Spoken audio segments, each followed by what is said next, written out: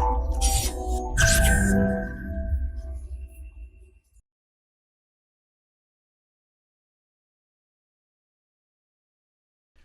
Friends, this is Gautam Pandey coming up with the next round of new simplified. तो आज के video में हम बात करेंगे why has the FIFA banned India. तो फर्स्ट ऑफ ऑल जरा देखते हैं कि न्यूज़ में क्यों है।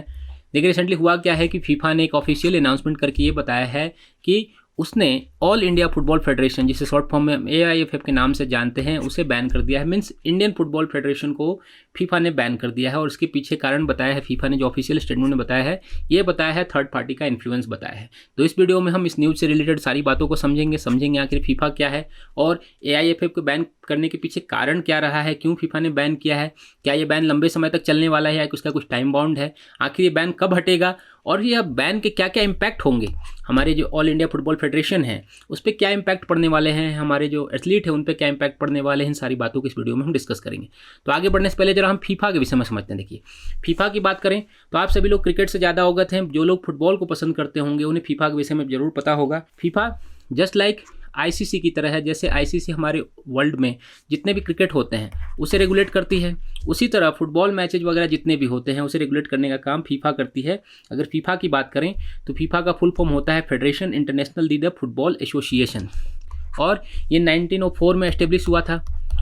इसके विषय में कहा जाता है कि समझिए कि जितने भी वर्ल्ड वाइड नेशन हैं, चाहे छोटे बड़े नेशन हो, चाहे वो UN के मेंबर हो या ना हो, अगर वहाँ पे फुटबॉल खेली जाती है या फिर जितने तरह के जो प्रीमियर लीग वगैरह होते हैं, आपने सुना होगा चेल्सी क्लब वगैरह, इंग्लिश प्रीमियर लीग वगैरह होते हैं विदेशों में, तो इन सारी जो मैचेज वगैरह होते हैं उन्हें फीफा ही रेगुलेट करती है। मीन्स ओवरऑल समझिए जितना रेगुलेशन है वर्ल्ड वाइड, चाहे वो कोई भी फुटबॉल मैच हो, छोटे से छोटे लेवल पे भी हो, जैसा बीच फुटबॉल भी आप जानते होंगे, तो उनसे रिलेटेड जितने भी रेगुलेशन वगैरह होता है इसका काम फीफा करती है। फीफा के अगर हेडक्वार्टर की बात करें तो इसका हेडक्वार्टर स्विट्जरलैंड ज्यूरिक में है। ये हमारे लिए इंपॉर्टेंट हो जाता है क्योंकि कभी कभी हो सकता है कि फीफा से रिलेटेड, अगर फीफा न्यूज़ में है तो फीफा से रिलेटेड MCQ बन सकते हैं आने वाले एग्जाम्स में।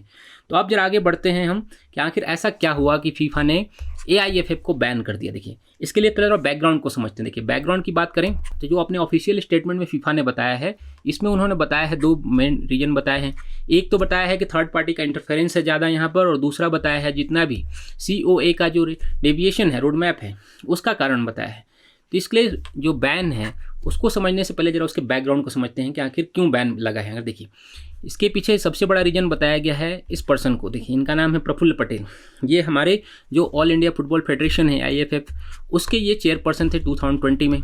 2020 में ही प्रेसिडेंशियल इलेक्शन हुई थी AIFF की, जिसमें ये पूरी तरह से जीत नहीं पाए थे। उसके बावजूद भी प्रफुल्ल पटेल ने अपनी जो चेयर थी उसे नहीं छोड़ा था। उनके पीछे उन्होंने रीजन बताया था कि अभी COVID-19 चल रहा है जिसके कारण वो पद नहीं छोड़ सकते हैं। मीन्स अस्थिरता बन जाएगी, इसके कारण उन्होंने पद नहीं छोड़ा।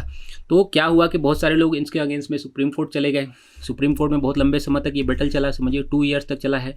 लास्टली 2022 में 18 मई को 2022 को सुप्रीम कोर्ट ने इंटरवेन करके जो प्रफुल्ल पटेल हैं उन्हें पद से हटा दिया। और इसके लिए उन्होंने एक नया, अगर मान लीजिए प्रेसिडेंस नहीं है तो फेडरेशन चलेगा कैसे, इसके लिए उन्होंने COA को गठित किया। मीन्स जो कोर्ट ऑफ एडमिनिस्ट्रेशन है उसे गठित किया और कहा कि ये सारे काम जब होगा COA के साथ ही होगा, मीन्स इनके रोड मैप के थ्रू ही होगा, क्योंकि मान लीजिए कोई प्रेसिडेंट तो है नहीं।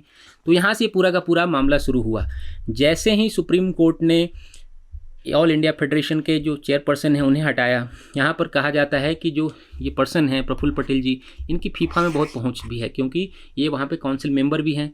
तो कहा जाता है कि इन्होंने ही इनडायरेक्ट फॉर्म में फीफा से कहा कि वो इंडिया पे बैन कर दे, ताकि जो इंडियन जुडिशरी है, खास करके इंडियन गवर्नमेंट है, उस ये थोड़ा प्रेशर लगेगा कि आखिर इन्हें ही चेयरपर्सन रहने दिया जाए। तो ये तो थोड़ा डिबेटफुल मामला है, एलिगेशन ऐसे लगे हैं, बट हम उसमें नहीं जाते हैं, क्या सच्चाई नहीं पता है। बट जो मेन रीजन बताया गया है फीफा की तरफ से, यही बताया गया है कि जो थर्ड पार्टी इंटरफेरेंस है वो नहीं होना चाहिए। मीन्स जितने भी इस तरह की फेडरेशन होती हैं, जैसा कि जब हम अपने साथ ओलंपिक डिस्कस किया था तो हमने कहा था कि देखिए, ओलंपिक एसोसिएशन भी क्या करता है कि जितने भी नेशनल लेवल पे जो ओलंपिक एसोसिएशन होते हैं उनमें कहा जाता है कि ऑटोनॉमी होनी चाहिए। मीन्स इंटरफेरेंस ज़्यादा नहीं होना चाहिए, गवर्नमेंट का हो या जुडिशरी का हो। सेम यहाँ पर भी यही कंडीशन है। फीफा का ये कहना है कि जो AIFF है उसमें थर्ड पार्टी इंटरफेरेंस नहीं होनी चाहिए, मतलब जुडिशरी का हो या फिर गवर्नमेंट का डायरेक्टली दखलंदाजी नहीं होनी चाहिए। सबसे बड़ा कारण ये बताया गया है फीफा की तरफ से। और दूसरा बताया गया है कि जो कोर्ट ऑफ एडमिनिस्ट्रेशन है, इनका जो फीफा के साथ कोलैबोरेशन है, मीन्स तरह जो नियम कानून की तरह बातें होनी चाहिए, वो पूरी तरह से आपस में संबंध अच्छे नहीं हो पा रहे थे। जब से सुप्रीम कोर्ट ने ये गठित किया है उसके बाद मामला हमेशा निकल के आ रहा था कि फीफा और COA के बीच में मीन्स कॉन्फ्लिक्ट होते चले जा रहे थे, कभी इनकी बातें नहीं हो रही थी, उनकी बातें नहीं हो, तो लास्टली क्या हुआ, फीफा ने AIFF को बैन ही कर दिया है। तो ये तो बात होगी बैन होने की, लेकिन मान लीजिए कि जब फीफा ने AIFF को बैन कर दिया तो इसका इम्पैक्ट क्या होगा। इम्पैक्ट सबसे इंपॉर्टेंट हो जाता है, क्योंकि आप समझिए पूरी तरह से आपने इंडियन फुटबॉल को ही बैन कर दिया है। मीन्स अब कोई इंडियन फुटबॉल से रिलेटेड जितने भी पर्सन हैं वो पूरी तरह से बैन है, मीन्स कहीं वो पार्टिसिपेट नहीं कर सकते हैं, कुछ नहीं कर सकते हैं। तो अब जरा इसके हम इम्पैक्ट को समझते हैं कि इम्पैक्ट क्या होने वाला है। देखिए सबसे बड़ा इम्पैक्ट क्या हुआ कि जो हमारी फुटबॉल फेडरेशन है, जो हमारी इंडियन फुटबॉल है, वो पूरी तरह से बैन, कि अब कहीं पे भी जो हमारा कोई प्लेयर है, चाहे मेंस हो, वुमेंस हो, जूनियर हो, सीनियर हो, या फिर जितने तरह की जो प्रीमियर लीग वगैरह चलते हैं, ISL वगैरह आपने सुना होगा, या जो हमारे प्लेयर्स हैं विदेशों में भी जाके पार्टिसिपेट करते हैं, उन सब पे बैन हो गया। मीन्स अब वो कोई भी ऐसे मैच में पार्टिसिपेट नहीं कर सकते जो फीफा से एफिलिएटेड हो, मीन्स जिसे फीफा रेगुलेट करती हो। तो आप समझिए कि एक तरह से पूरी तरह से सभी क्या हो गए, बेरोजगार हो गए। ऐसा नहीं है कि अब वो किसी मैच में जाके पार्टिसिपेट कर सकते हैं। जो इम्पैक्ट बताया गया है, ये बताया गया है कि आने वाले दिनों में अक्टूबर में इंडिया में फीफा अंडर-17 वुमेन्स वर्ल्ड कप होना है, एक बहुत बड़ा आयोजन होना है इंडिया में। अगर ये बैन अक्टूबर तक रहता है तो क्या होगा, ये जो फीफा का अंडर-17 वुमेन वर्ल्ड कप होना है इंडिया में, वो नहीं हो पाएगा। तो ये सबसे बड़ा इम्पैक्ट बताया जा रहा है आने वाले में। देखिए अभी तक क्लियर नहीं है कि ये बैन कितने दिनों से चलेगा, क्योंकि बैन का कोई टाइम बाउंड नहीं बताया गया है फीफा की तरफ से। बस एक कुछ बातें बताई गई हैं लेटर में कि कुछ बातें करने पर क्या होगा, ये बैन हट सकता है। तो ये बैन कैसे हट सकता है उसको जरा समझते हैं। देखिए बैन तभी हटेगा कि जितने भी आप जो कोर्ट ऑफ एडमिनिस्ट्रेटर की जो भी बातें हैं पूरी तरह से उसे रिप्लेस कर दीजिए, और जो पहले की कंडीशन थी, मीन्स जैसे प्रेसिडेंट ऑलरेडी होता है या पूरा फेडरेशन जैसे रन करता है, आप वैसा ही सिस्टम फिर से इस्टेब्लिश कर दीजिए, तो ये जो बैन है पूरी तरह से हट जाएगा। ऐसा नहीं कि आप जो डे टू डे लाइफ को जो होता है रनिंग, जो मेनली फीफा का ये कहना है कि जो AIFF है उसकी जो ऑटोनॉमी है आप उससे मत छीनिए। जैसे पहले से ऑलरेडी कोई प्रेसिडेंट होता था, पूरी फेडरेशन रन करती थी, सिस्टम पूरा रन करता था, सेम वैसा ही कंडीशन आप क्रिएट कर दीजिए। तो फीफा क्या करेगी, ये बैन वापस ले लेगी और फिर से वैसा ही हो जाएगा जैसे हमारी फुटबॉल एसोसिएशन है, वैसी वो रनिंग हो जाएगी। जो हमारे प्लेयर्स हैं वैसे ही विदेशों में या फिर जो जो आगे टूर्नामेंट होने वाले हैं वहाँ पे पार्टिसिपेट कर पाएंगे।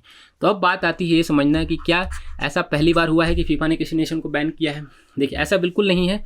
अगर हम बात करें तो फर्स्ट टाइम 2008 में फीफा ने बैन किया था इराक को, और हाल फिलहाल की अगर हम बात करें तो 2022 में ही केन्या को भी, इंडिया के साथ साथ केन्या को भी फीफा ने बैन कर रखा है। और हमारा पड़ोसी नेशन अगर हम पाकिस्तान की बात करें तो पाकिस्तान अभी तक 2 टाइम बैन हो चुका है। एक बार 2017 में हुआ था और दूसरी बार ये 2021 में, लास्ट ईयर भी पाकिस्तान को भी बैन का सामना करना पड़ा था। तो सबसे पीछे देखिए कारण यही बताया जाता है कि अगर किसी तरह की ऑटोनॉमी से छेड़छाड़ होती है किसी भी नेशन के फेडरेशन की, चाहे वो किसी नेशन का हो, चाहे इंडिया हो, पाकिस्तान हो, केन्या हो, किसी भी नेशन का होता है, तो फीफा वहाँ पर आगे बढ़कर ये कोशिश करती है कि जो फेडरेशन है नेशन लेवल पे उसकी ऑटोनॉमी बनी रहे और वहाँ पर सुचारू रूप से जो काम होते हैं वो चलता रहे। तो सबसे बड़ा यही रीज़न बताया गया है। होप आपको ये न्यूज़ सारी तरह समझ में आई होगी। Thanks for watching.